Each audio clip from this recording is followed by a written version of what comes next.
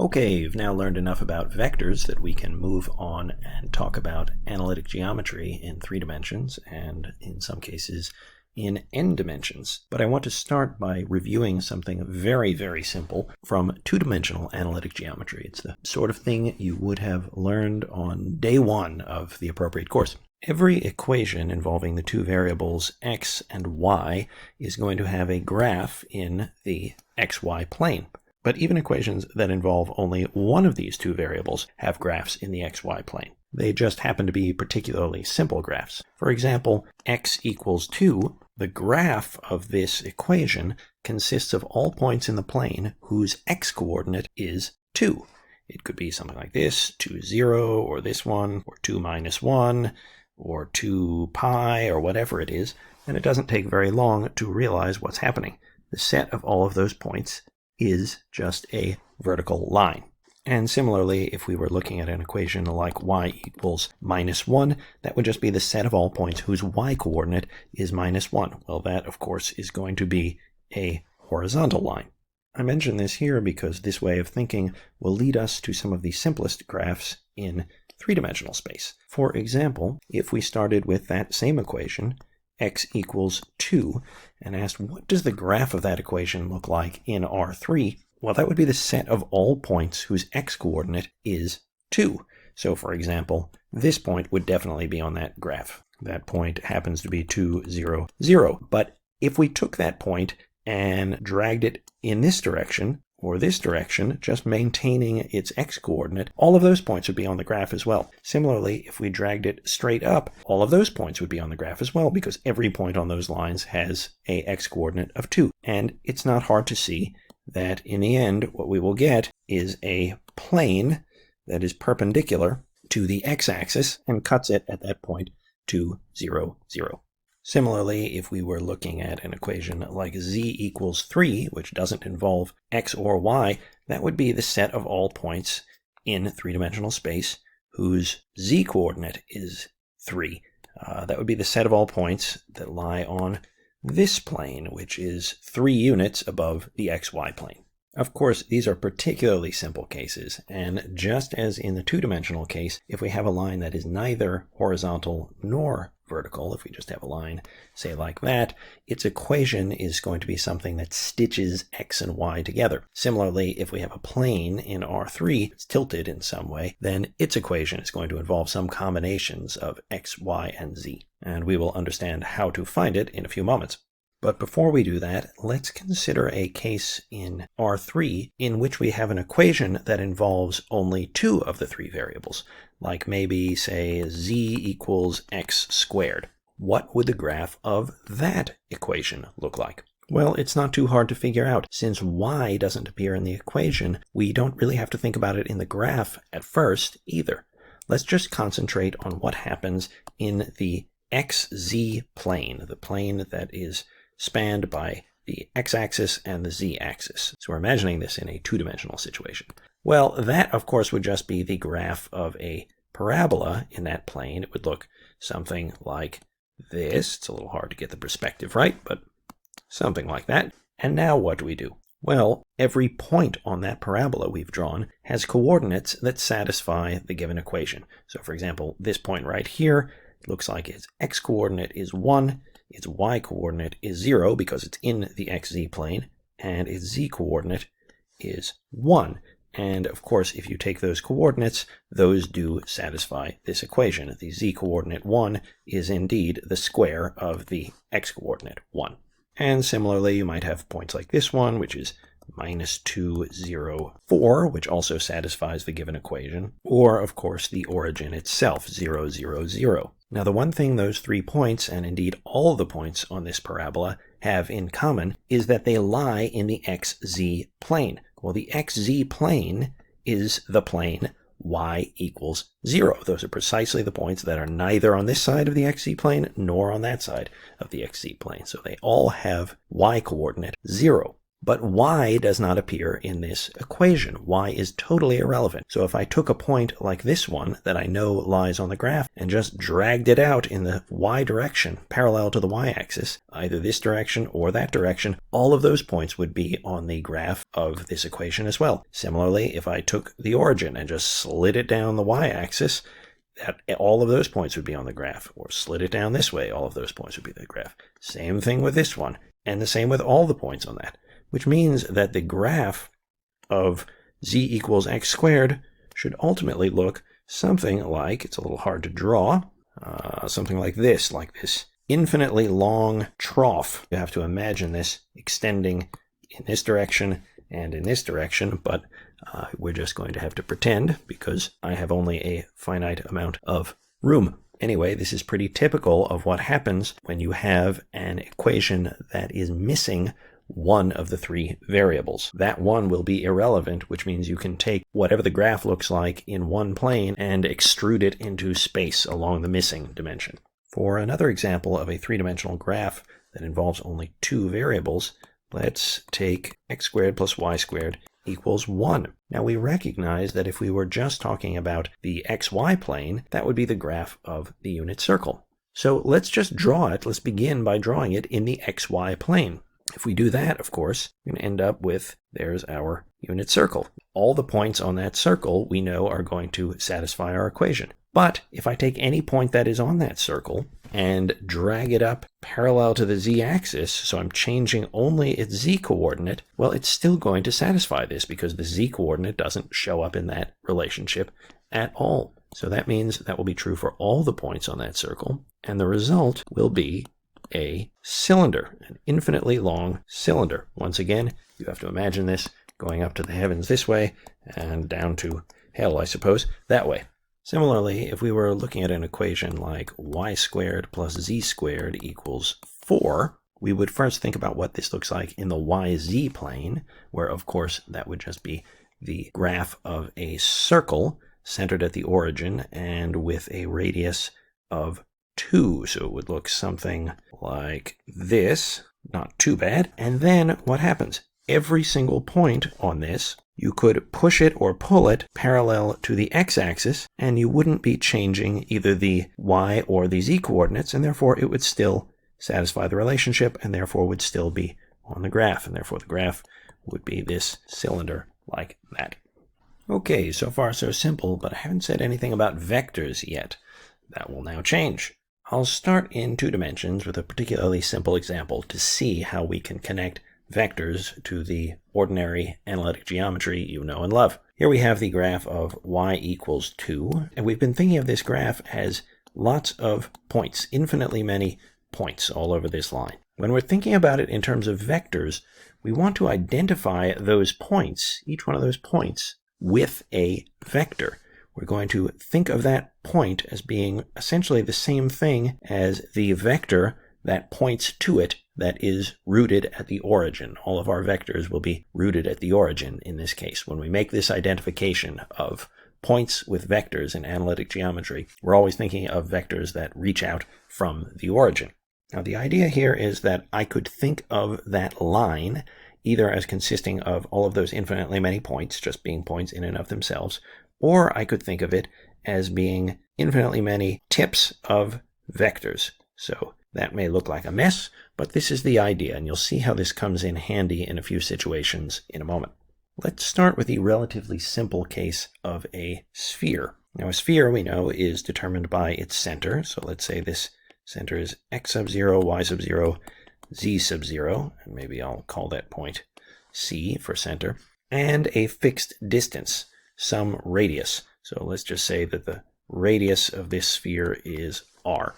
Those are precisely the values, those 3 coordinates, and that distance that should turn up in our equation for the sphere. It should have all 4 of those and, of course, the variables x, y, and z stitched together, where x, y, and z would be the coordinates of some variable point that can roam all over this sphere. Let's just go ahead and call this point P, and this is our variable point that we're going to imagine roaming around the sphere. I think the figure will be clearer if I move that radius a little bit. Okay, that should be better. The sphere, we know, consists of all points x, y, and z that are at a fixed distance r from this center point, C. So let's bring in some vectors to help us out a little bit. We recall that that point x, y, z we could also identify with the vector emanating from the origin that points to it. So that would in fact be the vector x, y, z. And if we think also about the vector pointing from the origin to the center of the sphere, that would be the vector x sub 0, y sub 0, z sub 0, we're halfway to the sphere's equation already. The rest is going to be completely mechanical. Because the sphere consists of all points x, y, and z such that the length of the vector CP is equal to r. Let's put that vector CP right in there. So if we could find all the points that satisfy that condition, we will have our equation of a sphere. It's going to help to write down the components of CP. What is the first component of CP? Well, we are taking this vector from this point to this point. So the first component is going from x sub 0 to x. What do I have to add on to x sub 0 to get to x? Well, of course, the answer is x minus x sub 0. If you add that to x sub 0, you get x. Similarly, the second component will be y minus y sub 0, and the third is z minus z sub 0. Now we know how to find this length. That was something we learned in our very first lecture, how to find the length of any vector given its coordinates. And if we crank that out, we'd end up with a square root of some stuff equal to r. But square roots are ugly, so let's make life a little easier for ourselves by squaring both sides of this equation. Well, the square of this vector, you could either take the length and then just get rid of the square root, or you could think to yourself, oh yeah, the square of the length of a vector is the dot product of any vector with itself. And no matter how you do it, you're going to end up with x minus x sub 0 squared plus all of that, and still equals r squared on the right. Well, lo and behold, this is exactly what we were after. This is the equation of the sphere with radius r centered at point x sub 0, y sub 0, z sub 0. And our derivation is complete. So, for example, if you were to see an equation like this, you should be able to recognize immediately, aha, that is the equation of a sphere. I know what that represents. That, in fact, is a sphere with radius 3 centered at 2, minus 1, 0. We could even try to make a quick rough sketch of that thing, and it would look something like this, out 2 units this way, over 1 here, and it's actually sitting on the xy plane since the third coordinate is 0, and it's going to be a little tricky, but it would look something like, maybe something roughly like that. Ooh, that's pretty bad. I hope yours is better than mine. You would not want to go bowling with that thing or play billiards with it. But we see how it relates to the given equation. The center there is 2 minus 1, 0, and the radius of the thing is 3. No one forgets this equation because, of course, it is the exact analog of the equation of a circle in the plane. We just have this extra z term in right there. But I hope you appreciated how the derivation was so simple using vectors. Next, we're going to talk about lines in three-dimensional space, and in fact, lines in any number of dimensions.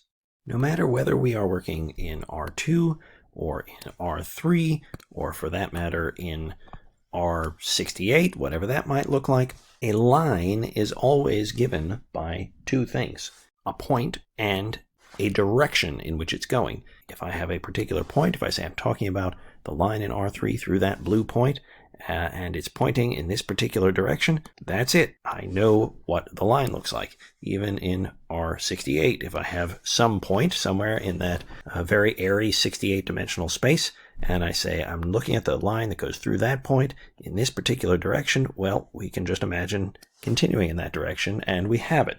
So a point and a direction is what determines a line in any number of dimensions.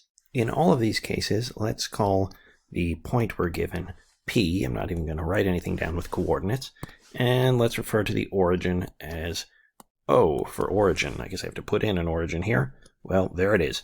O for origin in R68. And let's go ahead and draw in those position vectors extending from the origin to point P. That is the least straight vector I think I have ever drawn, but I will let it stand. Okay, Now, I've got to fix that. That's just simply awful. It's not much better, but it's not quite as embarrassing. Now, in each of these cases, I've given you a point on the line, and I said we needed to specify the direction. Well, you can always specify a direction in any number of dimensions with a vector, and a vector is determined by 2 points. So, for example, in this one, I could just pick any point I like on the line I want to move along and call it Q, and then I could just say the direction I'm talking about is the direction given by PQ, and therefore the line I'm talking about is the line that passes through point P and is parallel to PQ. That's enough information to pick out that line. Same story in 3 dimensions. If I pick some other point, let's just put it down here just for the sake of variety. If I pick some other point Q and I say the line I'm interested in is the line that passes through point P and is parallel to PQ, that's it. That's the only line we could possibly be talking about in R3. And of course, it's the same thing in R68. If we were looking at that vector, then the line is uniquely specified by this point and that direction. It's the only line in 68 dimensions that passes through this point and is parallel to that particular vector. So with this in mind, let's be perfectly general and suppose that we have a line in Rn. N could be 2, 3, 100, whatever you like. Now we have our line, and as we've said, our line is determined by any point on it and by any vector that gives us the direction of the line. I've already drawn in this vector pointing from the origin of the space to our fixed point, and from here it will be very easy for us to come up with a nice analytic representation of the line. All we have to do is think about some of the points that are on this line, and remember, we are associating points like point P with the vector emanating from the origin that points to that point. So OP is a point on the line, inasmuch as I am thinking of vector OP and associating it with this point P. So the next thing you might expect me to write down is, well, of course, OQ. That vector would give us a point on the line. But instead of just writing down OQ directly, I'm going to write it in another way. I can think, well, that's OP plus PQ. But it's also the case that OP plus 2PQ is on the line. 2PQ would take us somewhere over here, and of course, OP plus 2PQ would take us to that point right there. So yes, OP plus 2PQ would be on the line. For the same reason, we could say that OP plus 3PQ is on the line, and it doesn't have to be a whole number. We could say OP plus pi PQ is on the line. That coefficient right there, our 2, 3, pi, that could be negative as well. Like we could have something like OP minus PQ is on the line. Because if we were to take OP and subtract off PQ, that would take us there. And that point is, of course, on the line. Similarly, OP minus 3PQ is on the line. And OP minus 379 PQ is on the line, and you get the point. The point being that OP plus TPQ is on the line for any real number T. Well, this is it. This is our basic vector representation of this line in any number of dimensions. If I take any point somewhere on this line, like this one right here, that's going to be OP plus some multiple of PQ. Every point on the line has this form, and every vector with this form corresponds to a point on this line. So this expression right here actually captures all the points on that line and no others. It therefore is the representation of the line we seek. Let's do a concrete example to see how this works in practice. Here is a line in R3, and let us see if we can find a vector representation of it, given 2 points. 2 points is enough to determine the line, so we should be able to write down a nice vector representation of this line. Let's do it. Let's start by letting P be our anchor point from which everything will proceed. So let me start by drawing a vector like that. Well, that vector, of course, is 2, minus 1, 5. And now we need a vector lying along the line. So let me draw that in. And we'll want to write down the coordinates of that vector. And let's see, we should be able to do that. To go from 2 to 3 in the x component, we need to add 1. So I'll put a 1 there. Then to go from -1 to 5, we'll need to add 6, so we'll put a 6 there. And to go from 5 to 1, we have to subtract 4, so I'll put a -4 there. And there are the components of our green vector. And now we just review in our minds what we need to do to get the vector representation. We have this point, and then we're just adding on all possible multiples of that vector. Don't just memorize this, think your way through it. What we want here is OP plus every possible multiple of PQ. And that will be, let's see, 2 minus 1, 5, plus t times 1, 6 minus 4, which we can crunch down to something like this. We could write this as 2 plus t minus 1 plus 6t, 5 minus 4t. It sometimes helps to imagine this line being traced out in time by a point. And when time is at 0, when the clock starts, we're right here at p. 1 second later, we're down here. 2 seconds later, when we have t equals 2, well, we're down here. At time equals -1, we were back here somewhere, and so on and so forth. So you can imagine the line being traced out in time, even though time isn't actually here. This is a static line, but it helps us to imagine what's going on, thinking about it as a parametric curve. This is now a very useful form we have right here, because this is telling me the x component for any given value of t, the y component, and the z component.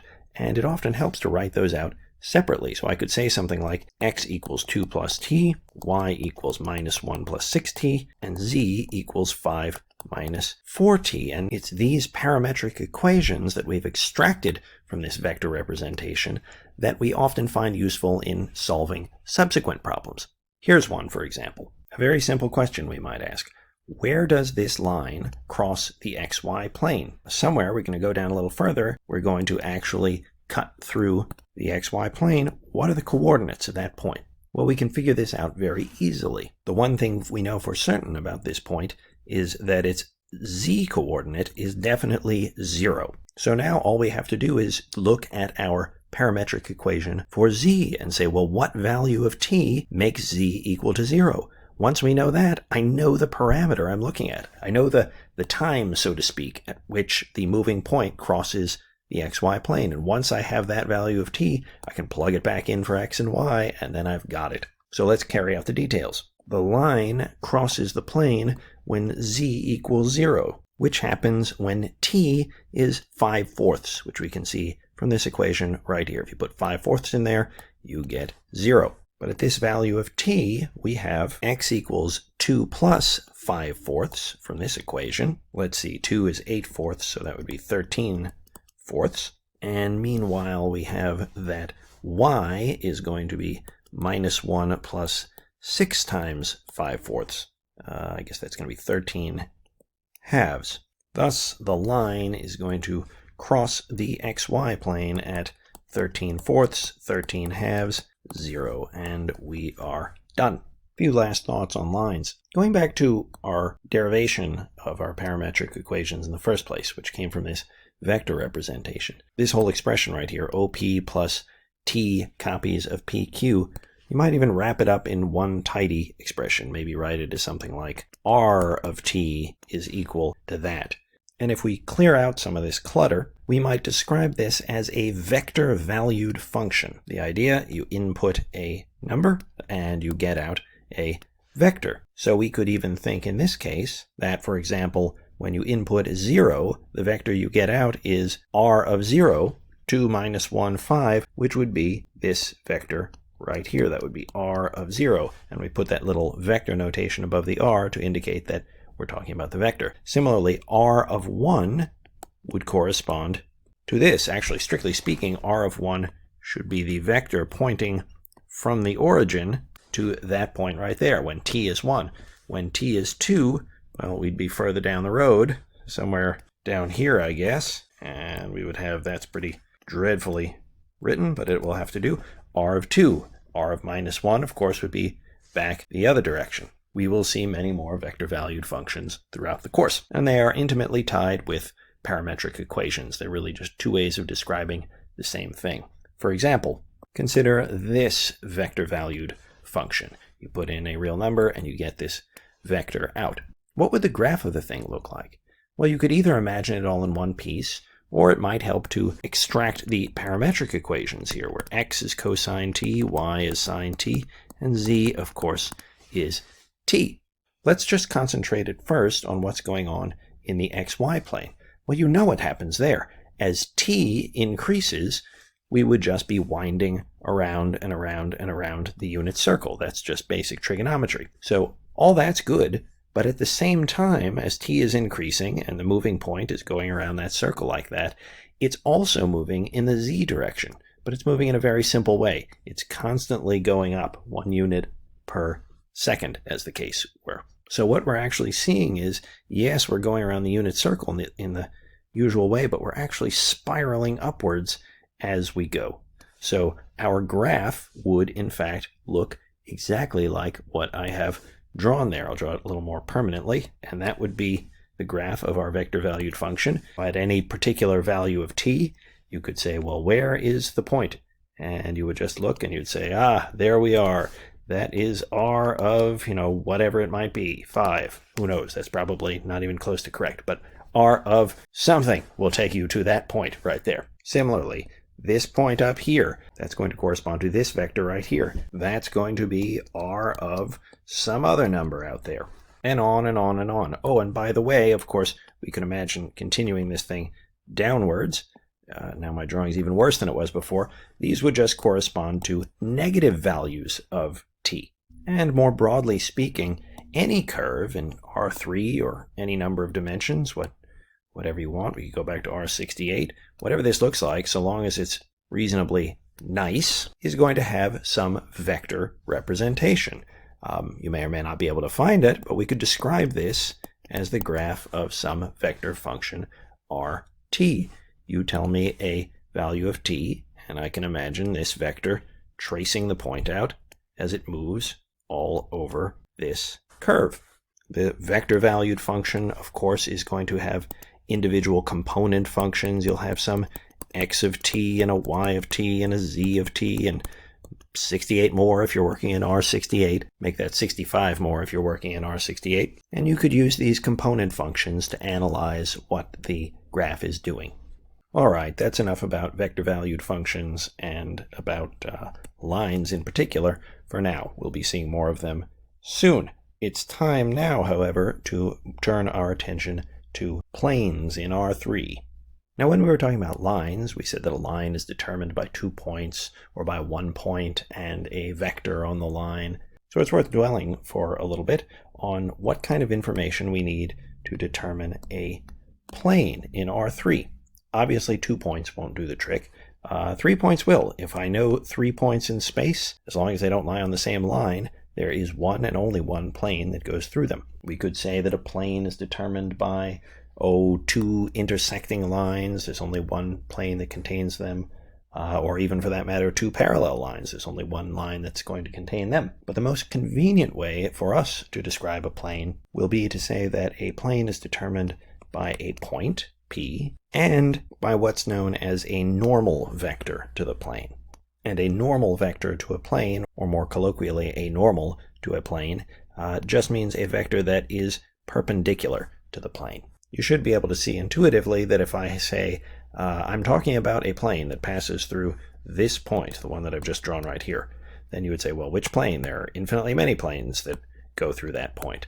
If I specified a normal vector for you, if I said, well, it's the plane that passes through that point and it's normal to that vector, then there is one and only one plane that that thing could be. So take a minute to convince yourself of that if you need to. It shouldn't be hard to convince yourself that if you stick your index finger out in any particular fixed direction, that there's only one possible plane that passes through your bottom knuckle and is perpendicular to your index finger. Anyway, now that you're convinced of that, let's say we have a plane and we want to figure out, what we're going to do is just figure out a straight equation for this plane.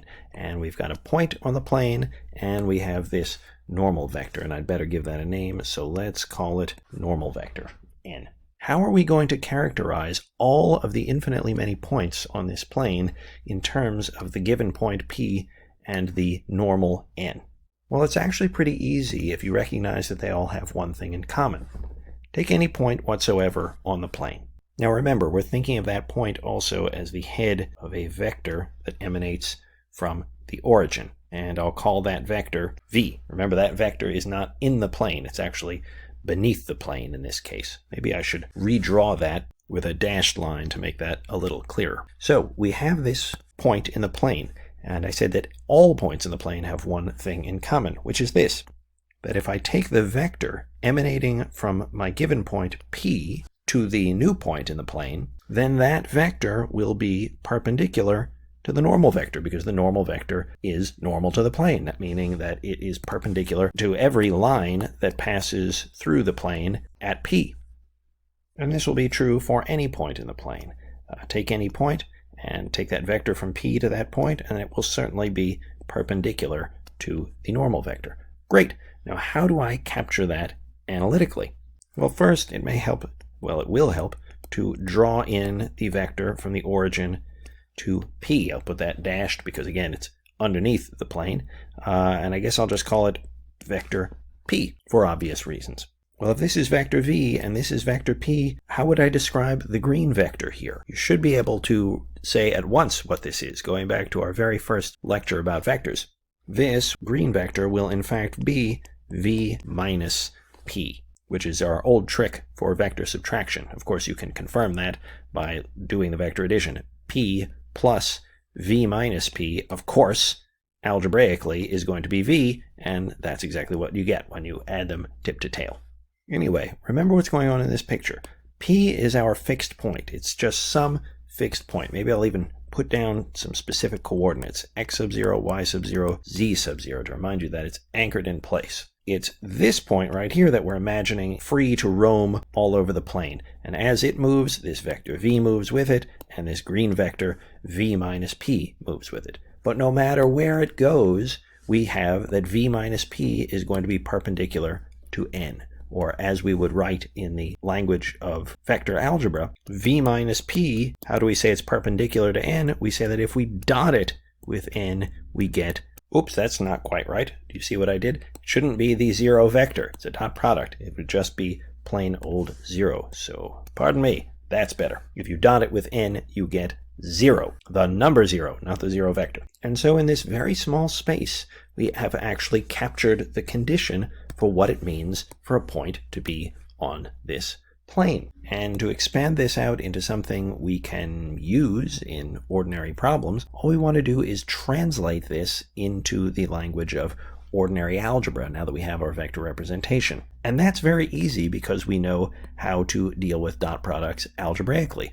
All we have to do is write down actual components for these two vectors, and it will fall right out of it. So for that, we'd better introduce some coordinates. To begin with, we have this vector n, so let's actually give it some coordinates. Let's call this vector a, b, c. And the only other thing we need right now, because we have the components of p, those are going to be, I'm not going to write it down again just to avoid clutter, but obviously the components of p are x0, y0, z0. But it's this variable point that's moving all over the place. We need to have some conventional name for v's components. Well, since it's a variable point, let's call it x, y, and z.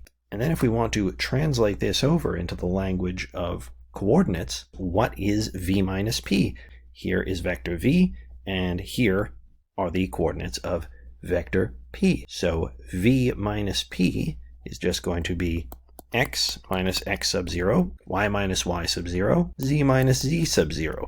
And now we're dotting it with n. And as we've said, n is going to be a, b, c. And of course, they are going to be equal to 0. And after that long lecture on the dot product, you know what we can do to this thing to write it in another form. You take the dot product of two vectors by multiplying their corresponding components and adding the results.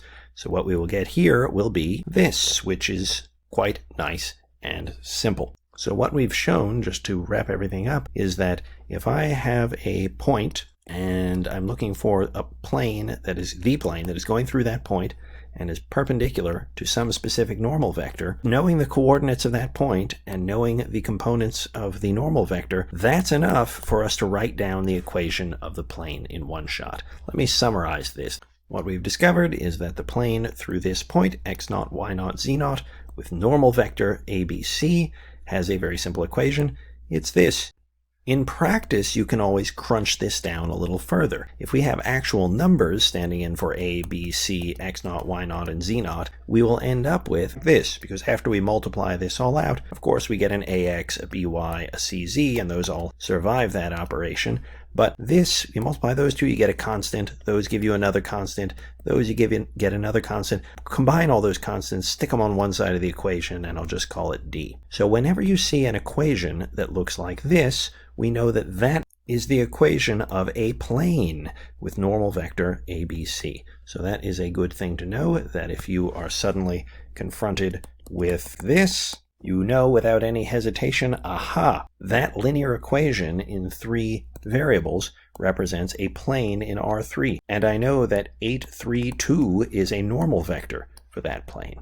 And of course, this sort of thing is easy to remember because this looks exactly like the equation of a line. We just have this one extra term in there. It's rather like the equation of a sphere, which was just like the equation of a circle with one extra term for z. Let's do a few concrete examples. For our first example, let's find the equation of the plane through the point 314 with normal 1, minus 5, 9. Following the result we just proved, we're going to have 1 times x minus 3 minus 5 times y minus 1 plus 9 times z minus 4 is equal to 0. And in writing that down, you might recall where that ultimately came from. It's a certain dot product that has to be 0. But as far as the mechanics is concerned, all we have to do now is crunch that thing into a more polite form. When we do that, let's see, we're going to get 1 times x is x, and we're going to get a 5y, minus 5y rather, and a 9z. And as far as the constants are going to be concerned, let's see, we get a minus 3 plus 5, minus 36. That's unpleasant. So 2 minus 36 is minus 34, and if I put it over on the other side of the equation, I'm going to get positive 34. And that's it. That's the equation of the plane. And it's worth observing that the normal vector is still visible here. We have the 1 there, the minus 5 here, and the 9 there, which matches what we had in our given vector. Okay, another easy example. Describe the graph of this equation in 3 variables. 2x minus y plus 2z is 2. Well, we recognize immediately that, oh, it's a linear equation in 3 variables. It is a plane in R3. But you can't just say it's a plane in R3 and be done. There are infinitely many planes in R3. So let's be more specific. We might start by saying that this is the plane in R3 with normal vector 2, minus 1, 2. We can read the normal vector off right here, 2, minus 1, 2. But that, again, is not enough to uniquely specify the plane, because there are infinitely many planes in R3 that have this normal vector. They're all parallel to one another, but we need to know which one of those infinitely many planes is this one that we're talking about right here. Well, all we have to do is specify one point on it, because then we'll have a point and the normal vector, and that will do it. How do we get a point on that? Well, just stare at it for a minute, and a point will occur to you. What is a point that satisfies this thing? How about 1, 0, 0? That will do the job. So I'll say this is the plane in R3 with this normal vector that passes through 1, 0, 0. You could have described it other ways. You could have said it also passes through 0, 0, 1, for example. It doesn't matter. Either way specifies the particular plane we are talking about. Let's do one more example. Let's find the equation of the plane that passes through these 3 points. 3 points determine a plane. We should be able to write down the equation of this thing. I'm going to need a little more room here. Okay, that should do the trick. You could try to plot those 3 points and make a reasonably accurate picture.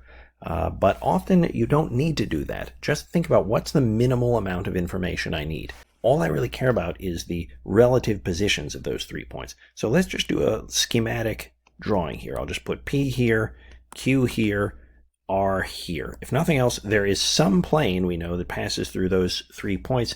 So let's just imagine that that plane happens to be the plane that I am writing on right now. Okay, so those are my 3 points, and I'm looking for the equation of the plane that passes through all of them. Well, what do I need to write down the equation of a plane?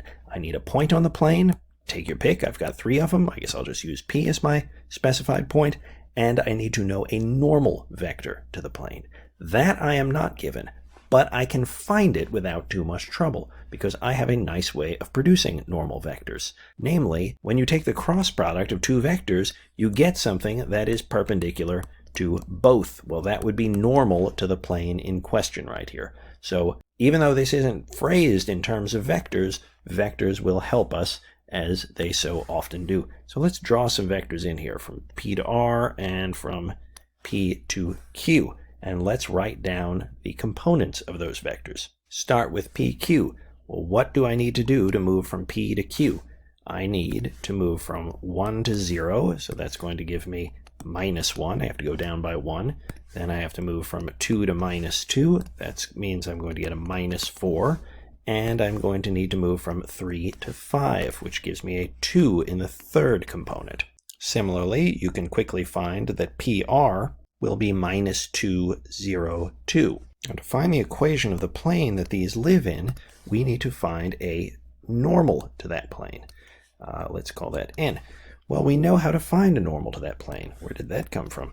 All we have to do is to take a cross product, like this. And when we go through the usual contortions and set up our little mnemonic device, we're going to end up with -8, -2, -8, as you can verify. So now we have a point on the plane in question and a normal vector, and that's all we need to write down the equation of the plane.